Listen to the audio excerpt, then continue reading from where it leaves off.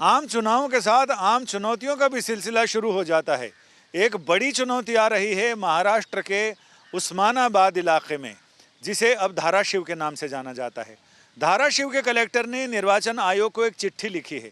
उस चिट्ठी में उन्होंने ये ऐसे आसार जताए हैं, आशंका जताई है कि यहाँ मराठा आंदोलन में अपने विरोध को लेकर, यानी मराठाओं के लिए रिजर्वेशन के मामले को लेकर ये ऐसा चल रहा है जनता के बीच अंदर खाने की मास लेवल पर बहुत बड़ी तादाद में लोग नॉमिनेशन फाइल करना चाहते हैं।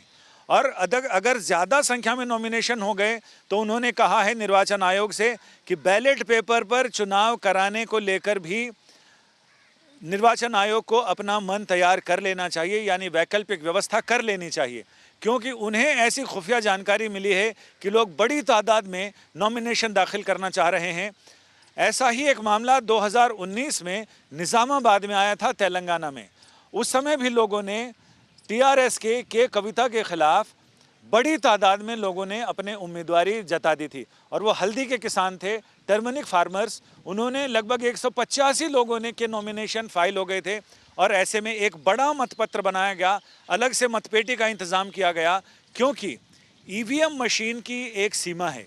हर एक ईवीएम मशीन में नोटा सहित 16 बटन होते हैं, 15 उम्मीदवार, 16वां नोटा। तो एक जो सेंट्रल यूनिट होता है सीयू, वो 4 मशीनों को कैटर कर सकता है। 4 मशीनों का मतलब 16 चौक 64 उम्मीदवारों को वो कैटर कर सकता है। लेकिन इसमें सबसे बड़ी मुश्किल ये आएगी, 64 से ज़्यादा उम्मीदवार होंगे तो सिर्फ वीवीपैट और सीयू वो 4 मशीनों को एक साथ काम कर सकता है, और उसमें 2000 तक वोटों की उसमें वोट डाले जा सकते हैं एक वीवीपैट में, एक मशीन में, ईवीएम में।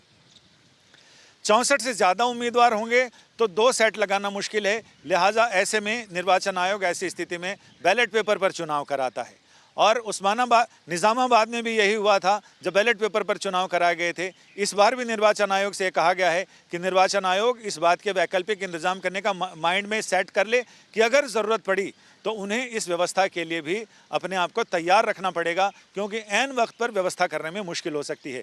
तो इस तरह की अभी तो ये ऐसी जानकारियाँ आना शुरू हुई हैं। अभी तो बहुत सारे इलाके ऐसे हैं जहां से इस तरह की खबरें आ सकती हैं। और इस बार का चुनाव हमने बताया कि अभूतपूर्व होने वाला है, यानी 98 करोड़ से ज़्यादा मतदाता अभी तक मतदाता सूची में रजिस्टर्ड हैं। तो ऐसे में ऐसा चुनाव जो दुनिया में इससे ज़्यादा आबादी, इससे ज़्यादा मतदाताओं की संख्या नहीं है, सबसे बड़ा लोकतंत्र है, और सबसे बड़े लोकतंत्र में चुनाव कराना अपने आप में बड़ी चुनौती है। और उसमें चुनौती और बढ़ जाती है जब इस तरह की घटनाएं आम हो जाएं। अभी तो शुरुआत है, आगे आगे देखिए होता है क्या। कैमरामैन अशोक भनोट के साथ संजय शर्मा, दिल्ली, आज तक।